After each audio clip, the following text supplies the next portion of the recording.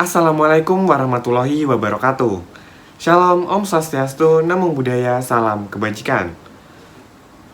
Perkenalkan, nama saya Erda Fendi Pradana. Saya dari jurusan Teknik Mesin, Program Studi D3 Teknik Alat Berat. Saya dari kelas 1E, nomor absen 15. Nah, pada kesempatan kali ini, saya akan kembali menjelaskan tentang fundamental engine system. Nah, untuk topik yang akan saya bahas kali ini adalah engine fuel system. Oleh karena itu, langsung saja saya akan menjelaskan tentang topik ini. Nah, pertama-tama, apa sih engine fuel system itu? Nah, jadi engine fuel system merupakan suatu sistem pada engine yang berfungsi untuk mengontrol, menyediakan, dan memompakan bahan bakar atau fuel yang cukup sesuai dengan RPM engine. Juga, fuel itu harus bersih dari kotoran yang dapat merusak komponen-komponen fuel system. Juga, fuel harus diinjeksikan sesuai dengan timing injection yang telah ditentukan ke ruang bakar atau combustion chamber.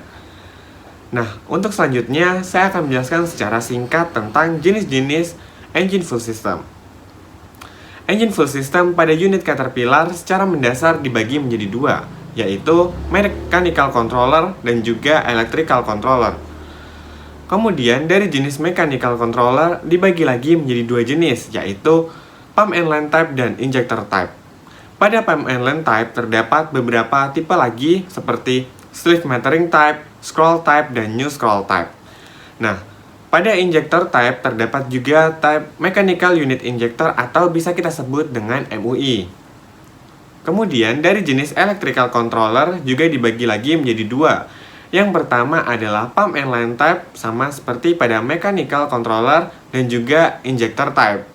Dari pump and line type terdapat tipe seperti common rail type, dan pada injector type terdapat tipe mechanical actuated electronic controlled unit injector atau bisa kita sebut dengan MEUI. Dan juga ada hydraulically actuated electronic controlled unit injector atau bisa kita sebut dengan HEUI. Untuk selanjutnya, saya akan menjelaskan secara singkat tentang aliran pada fuel system. Untuk aliran yang akan saya jelaskan kali ini adalah pump and line type dengan mechanical controller. Pertama-tama, fuel pada fuel tank akan melalui primary fuel filter dan water separator karena hisapan dari fuel transfer pump atau feed pump.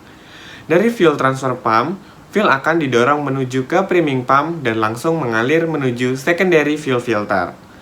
Setelah dari fuel filter, fuel akan mengalir menuju ke low pressure line yang langsung menuju ke fuel injection pump atau FIP. Dari fuel injection pump atau FIP, fuel akan didorong menuju high pressure line yang mengarah ke setiap nozzle pada masing-masing silinder pada combustion chamber.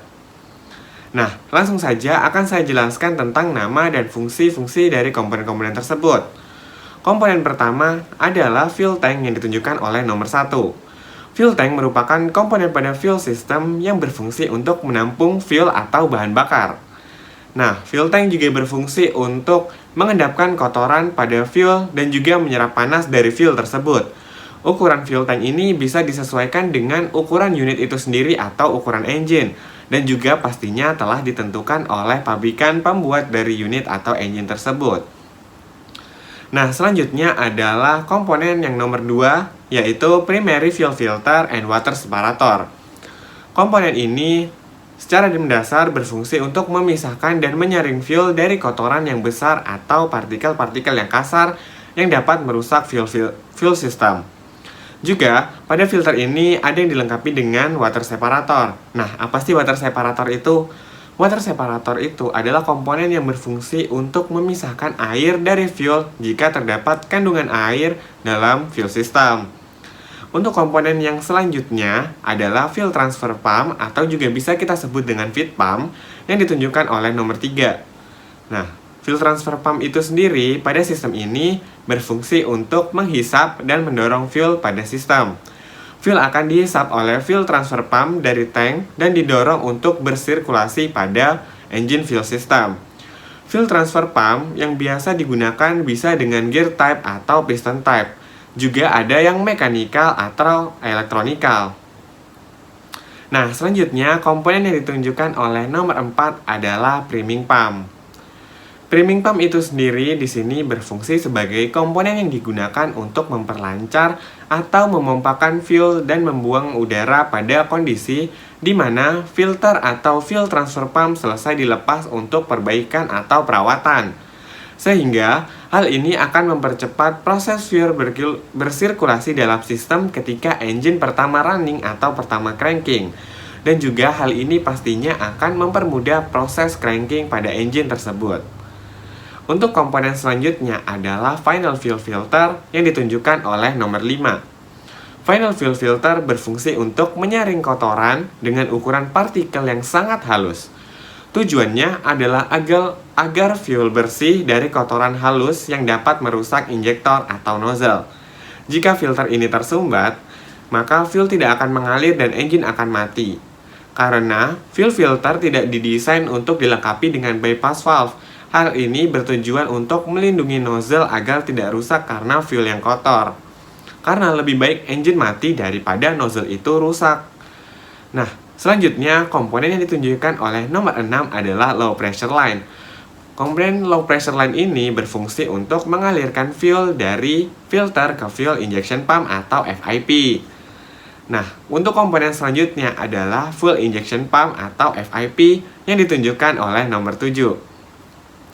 Fuel injection pump atau FIP adalah komponen pada fuel system yang sangat berfungsi untuk memompakan bahan bakar menuju ke masing-masing nozzle pada combustion chamber. Pada komponen ini, fuel akan diberi tekanan dan dikontrol jumlahnya sebelum masuk ke nozzle untuk dikabutkan.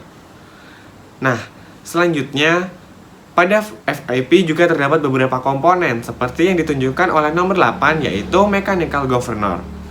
Mechanical governor berfungsi untuk mengatur jumlah fuel yang akan dipompakan pada fuel injection pump atau FIP untuk menuju ke nozzle.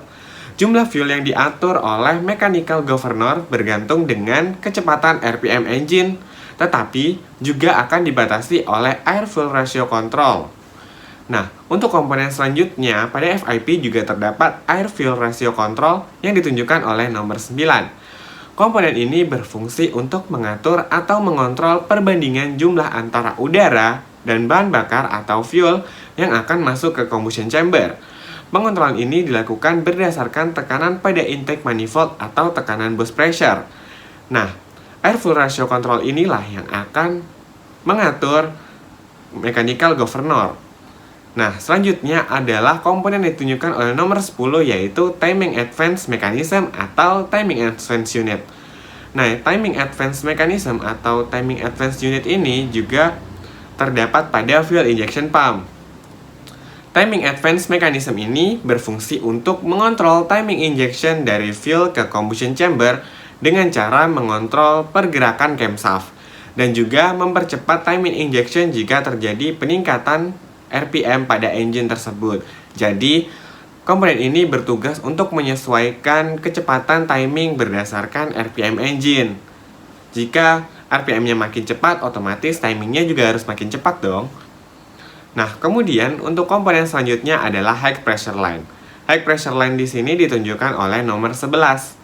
Komponen ini berfungsi untuk mengalirkan high pressure fuel dari fuel injection pump ke nozzle untuk disemprotkan ke ruang bakar atau combustion chamber.